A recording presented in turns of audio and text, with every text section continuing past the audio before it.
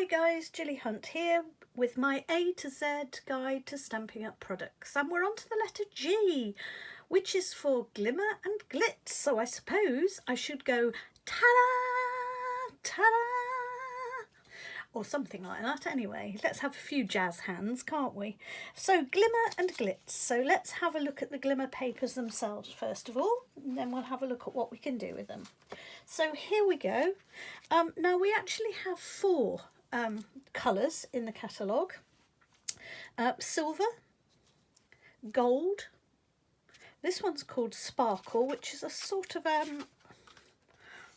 don't know, I tend to think of it as a sparkly white, but it has little pieces of, it's very hard to show you the exact colours, but it has lovely shiny pieces of minty greens and very pale pinks and pale blues in amongst that iridescent sparkle.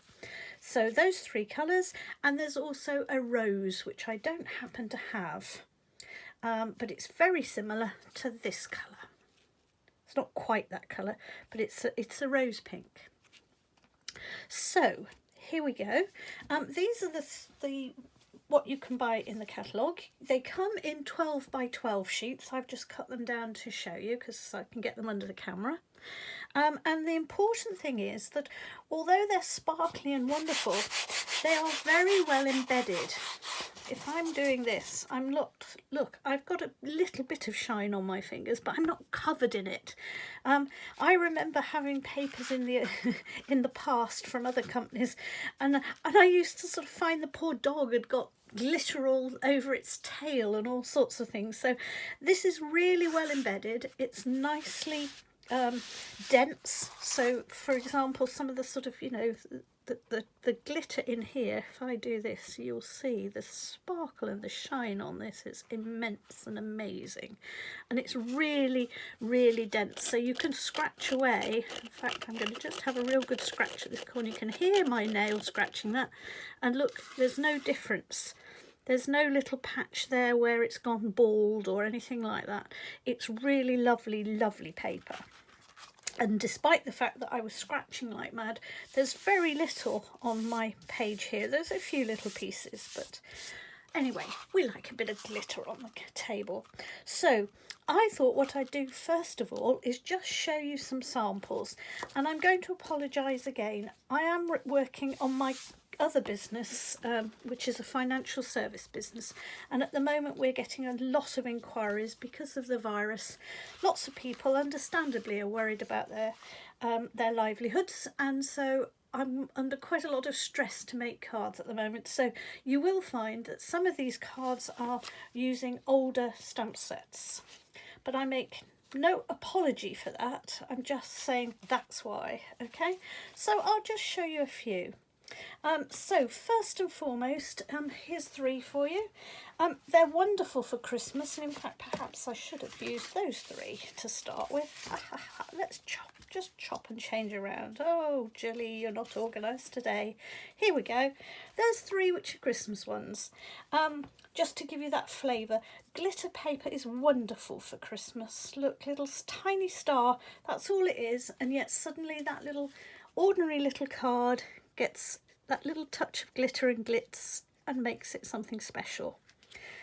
Again, a very simple little plain, fairly pale blue card with that little sparkly snowflake on, which makes it feel wonderfully Christmassy.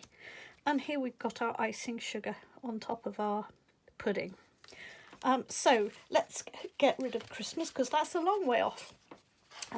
But it's also very good for icing on wedding cakes. Here we go, here's our iced wedding cake. It's also very good when we're talking about weddings for little favours and packets and pockets.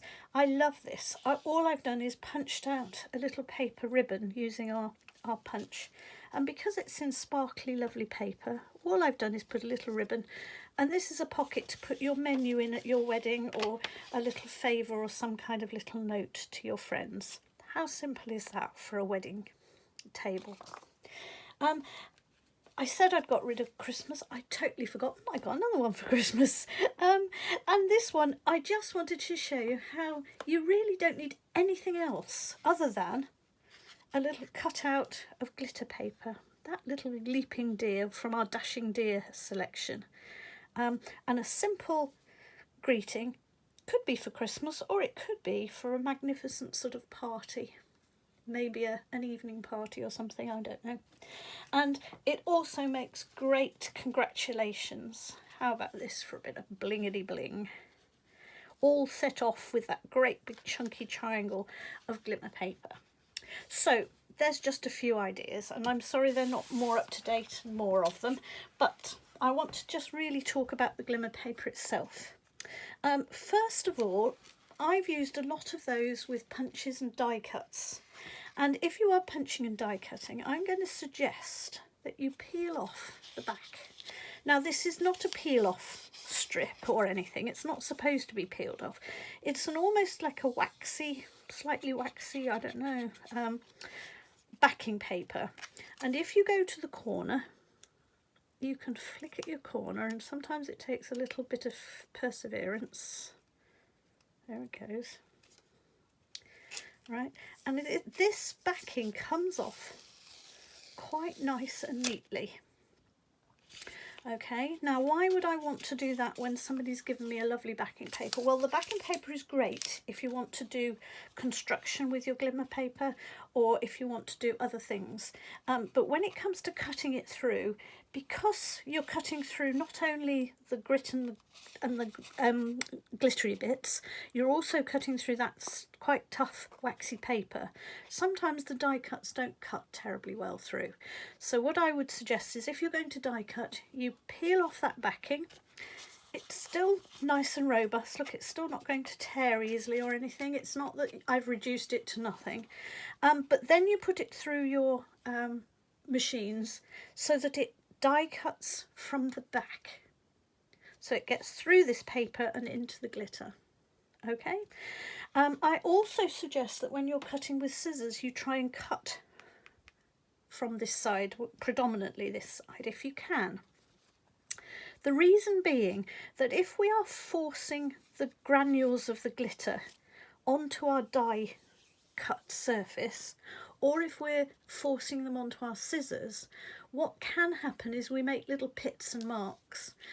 So if it's the other way up, we're forcing them off the page. So if it gets the die cutting blade gets stuck on something, it's forcing it out and away, which is easier for it to deal with. It will just loosen and drop away rather than damage your blade. So that's a little help. It's also a good way if you're struggling to get things to stick. Now, it's not a problem I have, but I have heard that some people find it hard to get your Glimmer paper to stick. And because this waxy backing that I've just taken off has got a sort of sheeny, shiny layer, sometimes that resists. It is a resist, really, and it sometimes resists your glue and your sticking materials. So again, once that's peeled off, this back is nice and soft, and it can take glue and it will soak up glue and it'll stick things beautifully. So that's just a little, just a little thing for you to consider. Okay, now here's where we get great, because I've just told you we've got 4 colours, but I lied. Because actually we've got a never-ending wonderful selection of colours, all in the same catalogue. Because what you can do is you can colour your Glimmer to suit you. So you can have it however you like. And there are lots and lots of ways to colour your Glimmer paper. And I'm going to show you quite a few of them today. And I'm going to tell you the perks or the pros and the cons of using different methods. Okay, so let's start with the very simplest way to colour your paper. The very simplest way is to get an ink pad and a piece of Glimmer paper and to press on the back. And I've now got it on my fingers, and I'm going to have to keep cleaning my fingers off whilst we're going along, because otherwise I'm going to keep transferring it. So excuse me whilst I do a quick off camera. There we go. Now I'm going to pick that up. and you will see that I now have a lovely purple. Well, in fact, a rich raspberry. There we go. And compare it to the original. It's got that lovely blackcurranty sort of rich raspberry colour to it. And now the only thing is that it only gives you a pale colour because we're trying to push it through. And here's the downside. The downside is I've now got bits of glitter on my pad, which is not great. So although that can be done, that would not be my #1 suggestion. Okay, so what I'm going to go through is all the things that you can do, and then you can choose which you do. The second thing you can do is you can get some of your ink, and I'm going to put it onto just a little block. So I've actually got my ink now on the block.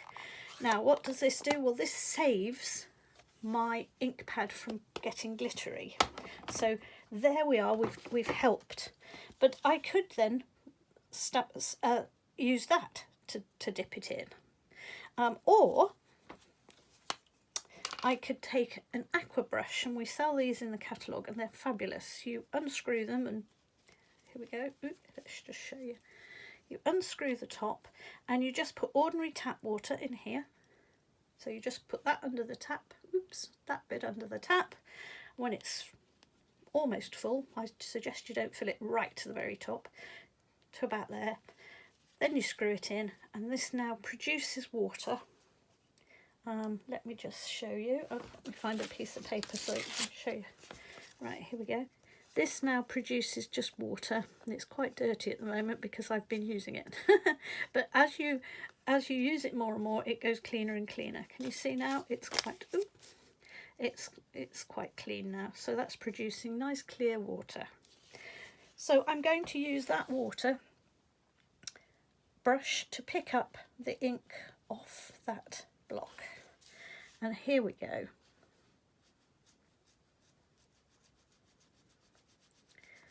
I'm now going to use it almost just like an ordinary paint. Okay. And in fact, I am just thinking I might be, just hold on one moment, I'm just going to grab some paper to go underneath. Here we go. I really should have got this organised beforehand, but there we go. That's going to be easier. Means I can run on and off the edges. Okay. And can you see, I'm not going to do the whole square, but can you see that if I took a little bit more time, I could get that. Oh, let's do the whole square, goodness me. It's not that big, is it? Just have a little song, sing whatever you're going to sing. La la la la la. There we go. Now once that's dried out, we've got a darker purple. And if I took a bit more time, I could get it nice and even. I've done it rather scribbly. There we go. So I've now got one that's dipping the pad, one where I'm using the ink from the aqua, and actually what's lovely is I can regulate by how much I pick up. I can regulate how dark or light that's going to be. Now it can take a little while to dry, not long, but you can help it along with your heat tool or a hairdryer, or you can also take that backing piece off, and that will stop it from holding the water in, because that resist on the back does tend to hold the water. Okay, so that's another thing you can do. The next thing you can do is you can do almost the same, but we could maybe use some re-inkers, so that this is a much easier way of just controlling the amount of ink you have compared to water. So in here, this little palette, I've just put a little smidgen of water, not very much, and I've just put a drop of the Daffodil Delight re-inker in it. And this is what we can then do, is we can now pick that up, go back to that little scrap of paper, you can pick that up, and because that's now really wet and got gooey, it's much quicker to paint on. And I have to say that if I have a favourite way of colouring these, this is it. Because first and foremost, it's fast. Second, it doesn't damage your ink pads, or it doesn't damage anything. Your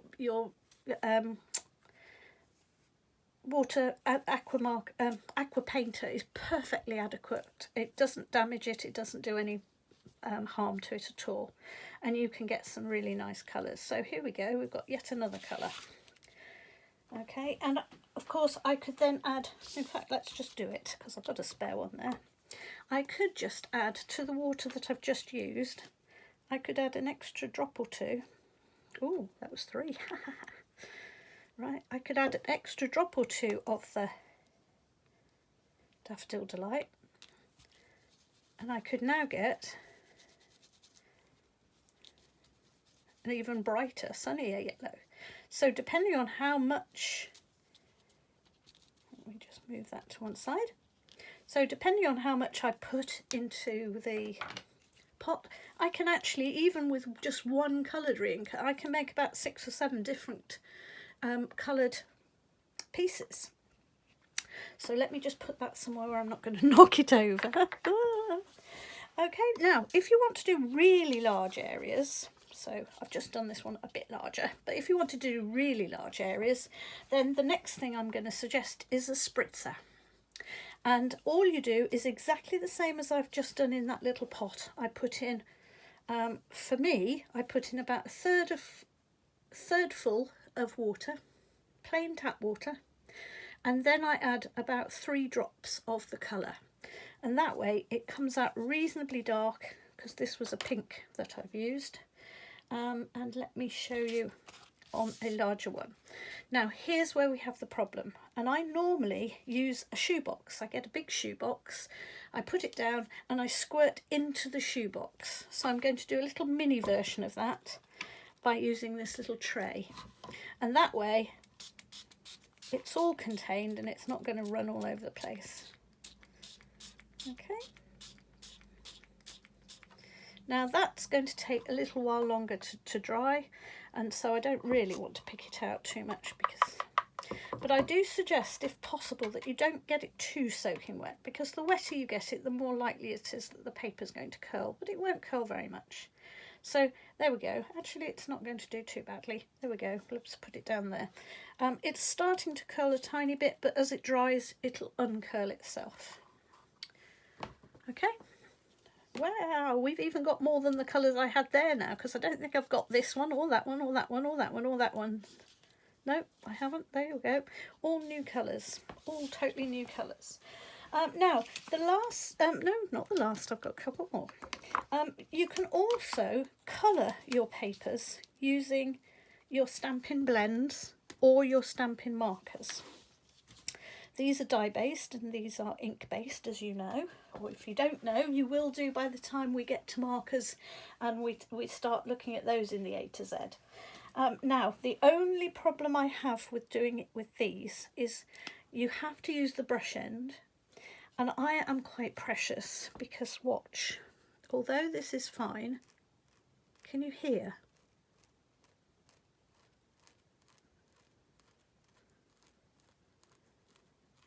And you can actually hear the brush of the glitter on the brush tip. And if you do it too much, or if you do it too heavy-handedly, what you end up doing is actually scuffing your brush tip. Now, if you're prepared to do it gently, and you're prepared to do it perhaps to lose a brush tip or two every now and then you can certainly do it. And I've certainly used both these types of markers. There you are. There's the Stampin' marker, which is the dye-based, and this is your blenders. But I have to say, the warning is, big warning, don't blame me if you scuff the ends of your pens. But if you're wanting just a little tiny bit to do, then they're perfectly fine for just a small amount. Okay, so let's go on to something a bit bigger. Now I'm just going to move a couple of these out of the way. Let's just move these up to the top. Okay, Now, how about getting a bit more experimental? Because all we've done so far is change them to a single colour. And that's fabulous, because suddenly you've got a range of glitter papers that you can play with forever and ever and ever. But how about you have a go at this? So let's get some ink. Now again, this could be ink that you've squished onto your lid, because we've all done this in the past. And we can just pick it up, and you can just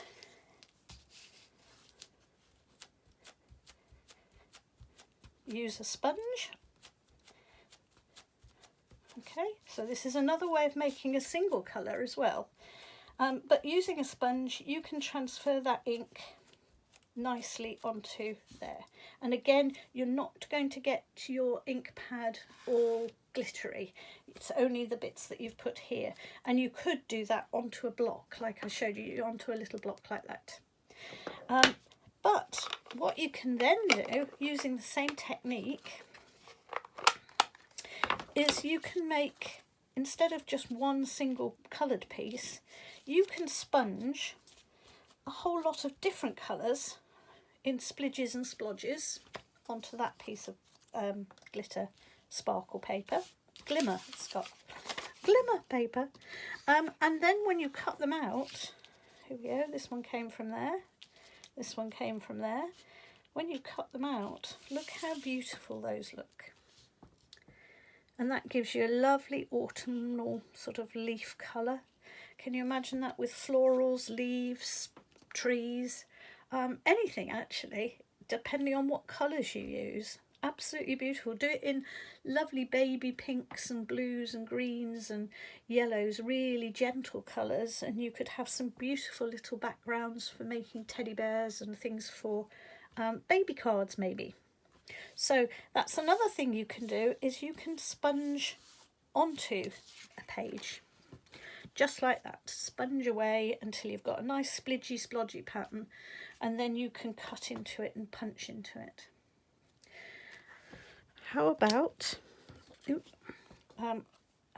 just controlling it a little bit more? And if you're brave enough to use your pens, and it's something I might perhaps consider doing more with my older pens, so when the pens have already got a bit sort of scuffed at the ends, because I do classes and some of my class members, I love them to bits, but they don't always look after my pens the way maybe I would. And so sometimes they get scuffed a bit, and so I might use them for that. And we can then use them for blending colours. I can use them for picking out mixed effects. There we go. I'm trying to show you the colours, and I was concentrating on the camera, not talking at the okay, so lots and lots of things you can do with glimmer paper, and then it's up to you to design your cards. Now, before we leave the glitz part of this, I just want to show you one other thing, which is not glimmer paper, but is something that glitters. And I want just to show you, it's so subtle. Can you just see the little tiny sparkly dots on here? They are so subtle that they're really difficult to see on a camera, but they're fabulous in real life, and they're done using the Wink of Stella brush pen. And I have to say, this is probably my favourite tool of all times. I have had one of these on and off, and mostly on with very little off, for probably the last 15, at least maybe even 20 years. Not the same one. I've had to keep refreshing it because it does run out, especially the amount I use it. But they're so fabulous. And what they are is a little barrel, a little bit like the aqua pen, but this barrel here is filled with a solution and small, tiny, tiny fine particles of glitter. Very tiny particles, almost like a powder. And inside that is also, if you listen, a little valve which opens and shuts to just release the right amount, so that as you are using this pen, and all you do is that, can you see the colour coming out? Okay, do a big sheet of it so it really shimmers for you. There you go. Now you can see the shimmer on it. Wow, look at that. So this just rolls along and it releases the glitter in a controlled manner, so it just gives you a nice little layer of glimmer.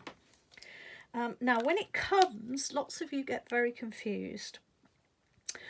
It comes with, like this, but in this piece here in the middle there's a little solid ring of plastic, and I think it's usually black, but it might be different colours. I haven't bought one recently, so I think it's usually black, but there's a little ring here of plastic, and it just looks like it's part of the barrel.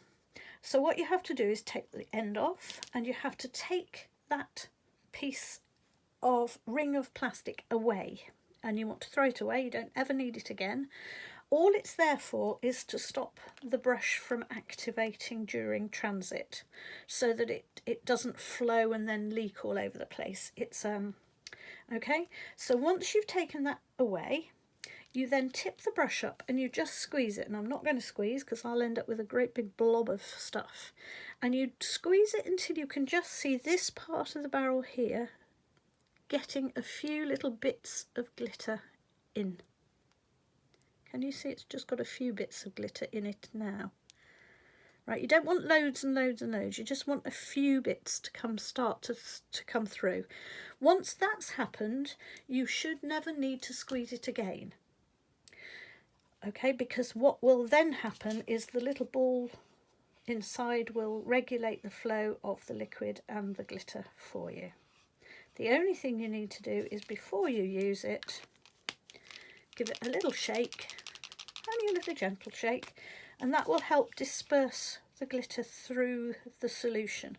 Because otherwise, if you don't do that, you get to the end of the time of using it and you end up with just a lot of solution and no glitter, or all the glitter stuck to the bottom or whatever. So just a little tiny gentle shake. And you can see I write on these for my class, do not squeeze. So please don't squeeze whilst you are using them. It's only that one little squeeze to get it activated. Okay, well, I hope that you might be inspired to add a little pizzazz to your life with a bit of glimmer and glitz. Thanks very much. Bye-bye.